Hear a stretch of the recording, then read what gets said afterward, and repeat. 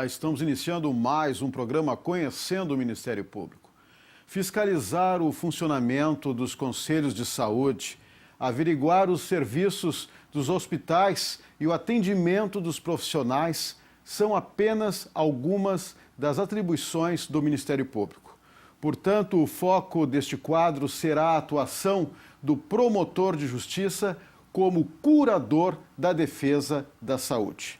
Por isso, convidamos o promotor de justiça Vinícius Lima, que tem feito um trabalho intensivo nessa área na cidade de Torres.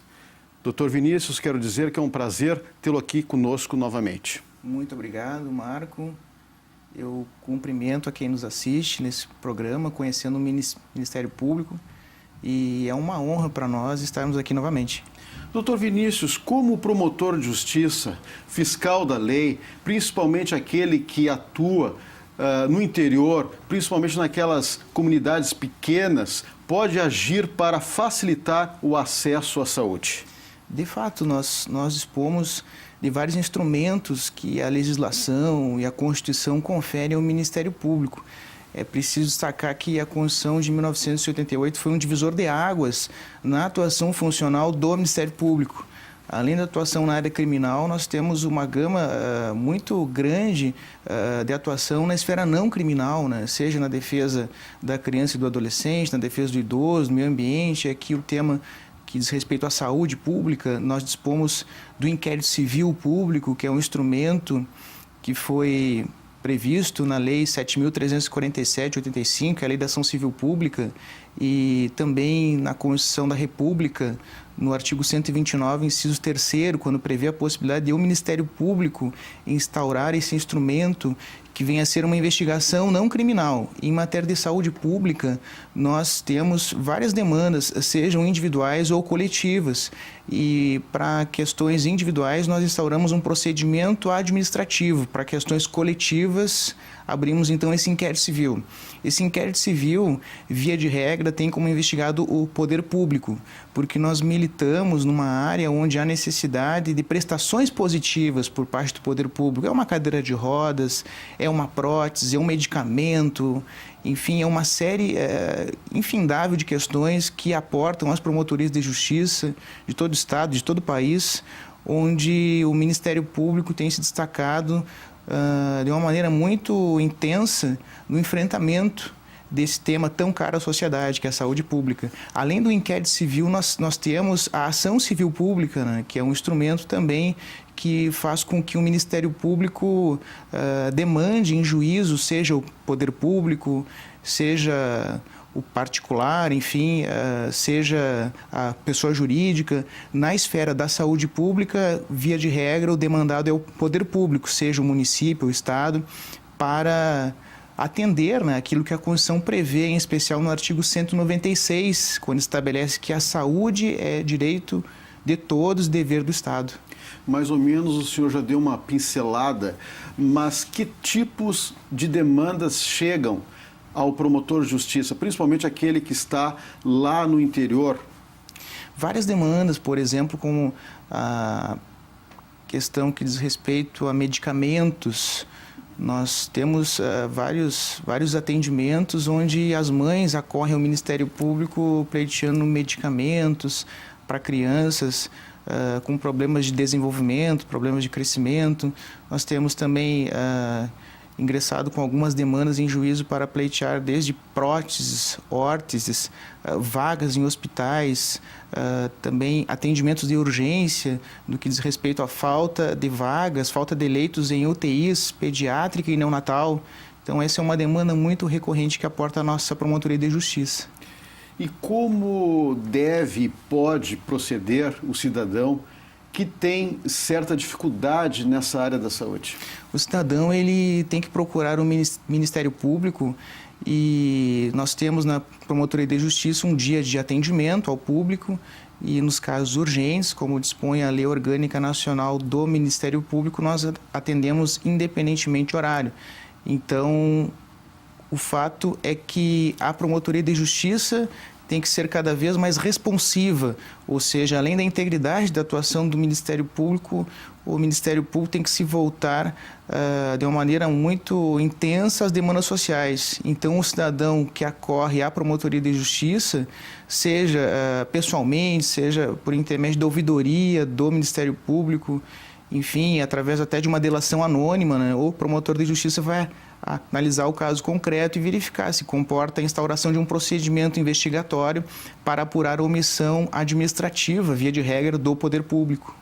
Doutor Vinícius, por que nos dias de hoje está cada vez mais difícil esse acesso à saúde, esse atendimento que todo cidadão brasileiro tem direito? Pergunta muito importante essa. Eu diria que nós estamos enfrentando um cenário na linha do professor Marcelo Neves, né, de constitucionalização simbólica. Ou seja, a Constituição prevê uma série de garantias, direitos fundamentais, dentre eles o direito à saúde, só que na esteira da concretização desses direitos, nós enfrentamos muitas vezes um aspecto de concretização desconstitucionalizante. Ou seja, a Constituição, para citar Ronald Dworkin, a Constituição tem que ser levada a sério, os direitos fundamentais têm que ser levados a sério pelos poderes constituídos, de tal modo que a saúde, que diz respeito à própria existência humana, à própria vida, é um bem muito, muito precioso e o poder público, via de regra, tem sustentado em suas teses defensivas em sede de contestação, nas ações civis públicas que nós ajuizamos, a questão da reserva do possível. Mas a reserva do possível também tem suas reservas, porque a reserva do possível não pode mitigar, não pode afastar o direito que está previsto na Constituição. Se a Constituição é a norma, a Constituição vincula. E se há uma vinculatividade dos direitos e garantias fundamentais, a reserva do possível, ela não pode ser simplesmente lançada sem nenhuma comprovação por parte do poder público que o custeio daquela prestação positiva em matéria de saúde irá prejudicar o funcionamento do sistema de saúde. Então, evidentemente que nós temos que ter uma visão sistêmica, uma visão do todo, né, do sistema de saúde pública, mas nós não podemos, de forma alguma, esquecer das demandas individuais que aportam às promotorias de justiça. Claro. Atualmente, o Ministério Público ele tem procurado seguir uma linha extrajudicial, justamente para evitar, digamos assim, a judicialização da saúde. Mas, às vezes, não é possível. Então, o promotor ele tem que, como fiscal da lei, agir imediatamente e acionar a justiça. Nem sempre é possível. Essa situação seria a ideal, a firmatura de um termo de ajustamento de conduta com o poder público, porque o termo de ajustamento parte justamente de uma lógica de consenso. É o promotor e o gestor municipal que discutem cláusulas de obrigações de fazer, não fazer, eventualmente uma cláusula indenizatória e prazos para o ajustamento dessas obrigações. Então, a partir do momento em que nós não contamos com esse consenso, nomeadamente por parte do poder público, que em regra não tem interesse na firmatura de termos de ajustamento de conduta, ao menos na comarca onde eu sou promotor de justiça, então nós não temos outra alternativa que não o ingresso das ações civis públicas, que são ferramentas essenciais. A ação civil pública, como cita a parcela significativa da doutrina, é uma verdadeira cláusula pétrea. E, como tal, ela tem um amparo muito importante, inclusive, da Constituição, quando prevê que o Ministério Público pode ingressar, não só o Ministério Público, como as demais entidades, a Defensoria Pública, entidades associadas e constituídas há mais de ano, enfim, a necessidade de nós buscarmos a saúde como direito fundamental do cidadão decorre justamente do princípio da dignidade da pessoa humana, que informa e conforma os poderes constituídos na esteira do Estado democrático de direito. Claro. Eu gostaria que, a partir de então, o senhor exemplificasse essa atuação que o promotor de justiça pode ter na sua comarca. Eu até selecionei 5 casos, né, para que os telespectadores tenham uma ideia de como o promotor de justiça pode agir. Caso número 1, o senhor entrou na justiça para conseguir um atendimento pediátrico 24 horas dentro de um hospital. Exatamente. Nós estávamos enfrentando uma dificuldade muito grande no Hospital Nossa Senhora dos Navegantes, que faz parte do sistema Mãe de Deus, em Porto Alegre, no que diz respeito à falta de pediatras. E aí foi instaurado um inquérito civil em face do município de Torres e do hospital para apurar a falta desse profissional, que é muito precioso, é muito importante diante da sua função para o atendimento de situações que muitas vezes não esperam, né? Nós temos a plena ciência e a sensibilidade, né, nos atendimentos das mães que acorrem aflitas às promotorias de justiça, em especial a nossa, porque não tem o pediatra lá no hospital ou no posto de saúde. E aí o filho está com febre, daqui a pouco pode ter uma convulsão, algo mais grave, e vira óbito. Então, esse profissional, sem sombra de dúvidas, é essencial. E a partir dessa constatação, o inquérito civil foi aberto, nós tentamos ajustar o termo de compromisso de conduta, um termo de ajustamento de conduta com o poder público e com o hospital. Nós não logramos êxito, ingressamos com ação civil pública e no Tribunal de Justiça nós conseguimos o provimento do recurso de apelação, para que o município de Torres e o hospital, porque existe um convênio entre o município e o hospital, para que ambos solidariamente disponibilizassem um profissional da pediatria 24 horas sob pena de multa diária de R$5.000. Claro. E qual a nossa constatação na sequência?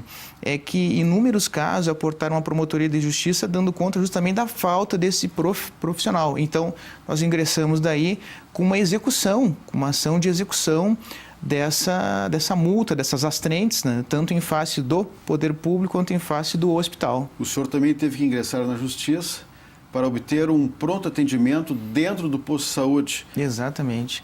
Essa é uma ação que foi ajuizada tanto por mim quanto pelo colega Dr. Márcio, que é titular da 2ª Promotoria de Justiça de Torres, e essa ação teve por base um inquérito civil onde os cidadãos davam conta de que o posto de saúde tem um determinado horário de funcionamento, funciona até às 17 ou 18 horas. E aí as pessoas tinham que ir até o hospital, que via de regra seria para os casos de urgência e emergência. As pessoas acabam levando seus filhos para atendimentos que não são necessariamente urgência e emergência, sobrecarregando a atuação do hospital, e justamente porque o posto de saúde estava fechado. O posto de saúde, depois das 18 horas, ele permanece fechado, e os casos de menor complexidade, que seriam justamente da atenção básica de atribuição municipal, acabavam desaguando para o hospital. Então, diante dessa situação, do inquérito civil aberto e da falta de interesse do poder público na firmatura desse instrumento valioso, que é o termo de ajustamento de conduta, o Ministério Público ingressou com uma ação civil pública e a liminar foi deferida para obrigar o município e o hospital a que fosse disponibilizado o atendimento pediátrico e por médico clínico geral no posto de saúde das 18 horas até as 24 horas. Claro. E das 24 horas até as 8 da manhã do dia seguinte, o hospital, então, deveria arcar com essa responsabilidade pelos atendimentos da saúde básica. Caso número 3, o senhor também conseguiu mais leitos hospitalares dentro do hospital, pela rede pública. Essa é uma situação muito grave que decorreu de experiências concretas e angustiantes que eu vivi como promotor de justiça, da falta de leitos em UTIs neonatal e pediátrica. Eu já tive a oportunidade de escrever sobre isso em um jornal de circulação estadual, que é o jornal Zero Hora, apontando a falta de leitos pediátricos e neonatais no estado do Rio Grande do Sul. É uma demanda recorrente, não só da nossa promotoria, mas tenho certeza de todas as promotorias do estado. Então, diante de uma situação exemplificativa, concreta, de um familiar que acorreu à promotoria de justiça porque a criança de 35 dias de vida precisava de uma UTI neonatal. E nós não dispunhamos de vaga, porque não existe esse serviço na comarca de Torres. Nós temos a referência que é Tramandaí, e Tramandaí também a superlotação. E em outras cidades também não encontramos vagas. Em Porto Alegre, no Hospital Mãe de Deus também não havia vagas. Nós fomos conseguir vaga, para que tu tenhas uma ideia, num outro estado da federação, que é o estado vizinho, que divide lá Torres e Passo de Torres pelo Mampituba, que é Santa Catarina. Nós conseguimos resolver essa situação em outro estado da federação mediante a internação pediátrica dessa criança, que era um caso de vida ou morte. E nós tivemos também um outro caso de uma criança de aproximadamente 7 anos que precisava de vaga em UTI pediátrica. Também conseguimos resolver a mesma situação recorrendo a outro estado, que é o estado de Santa Catarina. Então, diante desses casos e de tantos outros, nós entramos sim com uma ação civil pública, tanto contra o hospital, contra o município e contra o estado, buscando a construção de uma UTI neonatal e uma UTI pediátrica na nossa comarca, porque é uma demanda muito recorrente e que diz respeito à própria vida, né, de nossas crianças, de nossos jovens. Né? E o promotor teve que recorrer também à justiça para atendimento de jovens dependentes químicos. De fato, nós tínhamos um inquérito civil que datava de 2001. Esse inquérito civil apontava já, naquela quadra da história, a falta de um programa eficiente para atendimento de crianças e adolescentes dependentes químicos. Nós temos crianças que com 4 ou 5 anos já são usuárias de crack. Isso é lamentável, é estarrecedor para quem milita na área da infância. E como nós não podemos cruzar os braços, nós temos que ser efetivos e responsivos na nossa atuação funcional. Esse inquérito civil foi instaurado e, a partir de inúmeras tratativas com o poder público, esgotadas as possibilidades de solução consensual do caso, via termo de ajustamento de conduta, ajuizamos uma ação civil pública que tramitou no Juizado da Infância e da Juventude da comarca de Torres. Essa ação civil pública foi coroada de êxito, teve uma sentença de procedência. O tribunal, em sede de apelação do município de Torres, desproveu a apelação, ou seja, confirmou a sentença de 1º grau, e a partir daí, então, com o trânsito em julgado da sentença, nós ajuizamos uma ação de cumprimento, um pedido de cumprimento da sentença nos próprios autos. E, diante dessa situação de omissão administrativa, ineficiência e até mesmo malversação dos gastos em outras matérias que não são prioritárias, há uma disparidade, como nós constatamos, mediante expedição de ofício ao poder público, que nos últimos 12 meses informou que gastou mais de 6 milhões de reais com shows, eventos, festas, e 800 mil reais com programas da infância. Essa disparidade nos levou, em sede de pedido de cumprimento de sentença, a utilizar o percentual de 15%, que é previsto na emenda 29 da Constituição, para os municípios em matéria de saúde. Então, nós somamos os 6 milhões que foram gastos com festas e shows, os 800 mil em matéria de infância, e utilizamos o percentual de 15%. Pleiteamos com base nisso, no cumprimento da sentença, o bloqueio de 1 milhão de reais. E esse bloqueio foi deferido pela juíza e gerou uma repercussão na cidade, sob o ponto de vista da alegação pelo poder público de que o Ministério Público estaria tentando paralisar a administração municipal. Ora, nada mais equivocado. O que o Ministério Público quer é justamente a fiscalização das políticas públicas nos termos que a Constituição estabelece.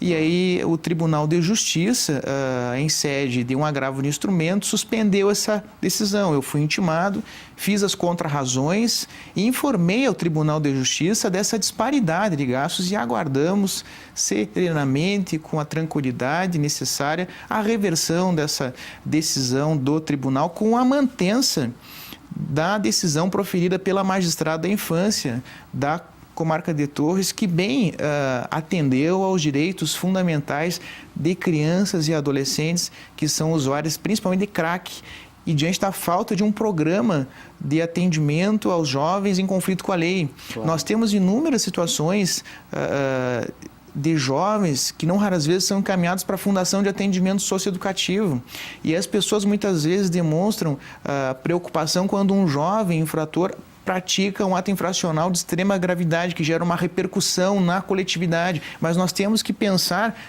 de maneira antecipada. Nós temos que pensar nas medidas em meio aberto, para que nós não tenhamos jovens que acabem ingressando na cena delitiva, né? O senhor falou em repercussão e, para encerrar essa ilustração que nós estamos fazendo aqui de como o promotor de justiça pode agir como curador da defesa da saúde, o senhor também conseguiu cadeiras de rodas para um menino com paralisia cerebral. Nós conseguimos também, em virtude do ajuizamento de uma ação civil pública.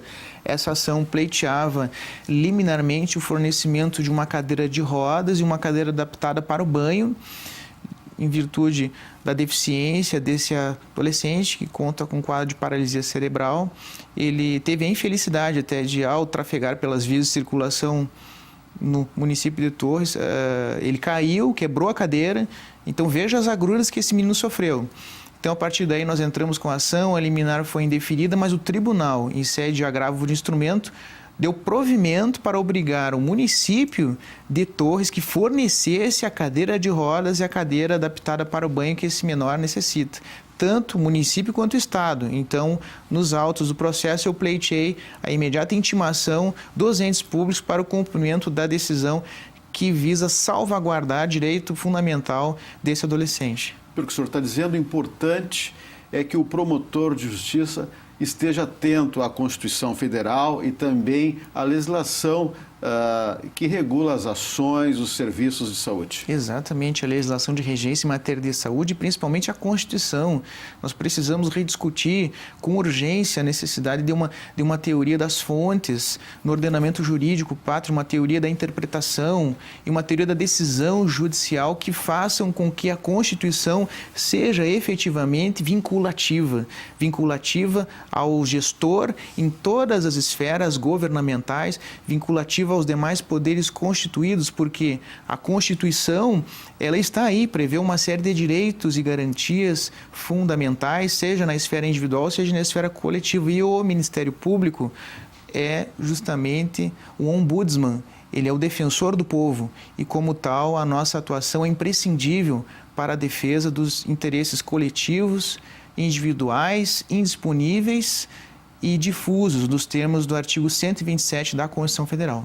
Nós estamos chegando ao final do nosso programa, mas o senhor ainda tem um minutinho para aquele seu recado ao seu colega promotor e também para aquele cidadão que no dia a dia enfrenta essas dificuldades. Eu gostaria de compartilhar, então, pelo teu programa aos colegas do Ministério Público Brasileiro, aos cidadãos que acorrem às promotorias de justiça, às procuradorias da República, que o Ministério Público é parceiro imprescindível, incondicional da defesa da Constituição, dos direitos humanos e fundamentais. Então, além de ser fiscal da lei, o promotor de justiça, o procurador da República, é fiscal da Constituição. E, como tal, deve se voltar às necessidades, é aquilo que se diz atualmente como responsividade, ou seja, além da integridade da atuação institucional, o promotor de justiça, o procurador da República, ele deve ouvir os ecos das ruas, ele deve estar disposto a, no seu gabinete, receber as pessoas e buscar o que há de melhor em termos de atendimento, principalmente numa área tão preciosa quanto é a saúde pública. Muito obrigado. Ok, doutor Vinícius Lima, promotor de justiça na comarca de Torres. Mais uma vez eu quero agradecer a sua participação, a sua gentileza em atender o nosso convite. E parabéns pelo seu desempenho nessa área de saúde lá em Torres. Muito obrigado, Marcos. Estamos sempre à disposição de você e à disposição do Ministério Público e da comunidade para as causas de interesse público, sempre na defesa da Constituição e dos direitos fundamentais. Muito obrigado. Ok. E se você tem críticas, sugestões, mande um e-mail. Mande um e-mail para conhecendo-mp@mp.rs.gov.br. Lembramos também que esse quadro poderá ser revisto em nosso canal no youtube.com/conhecendo-mp. Na próxima semana voltaremos com mais um assunto de interesse da sociedade no programa Conhecendo o Ministério Público. Até lá!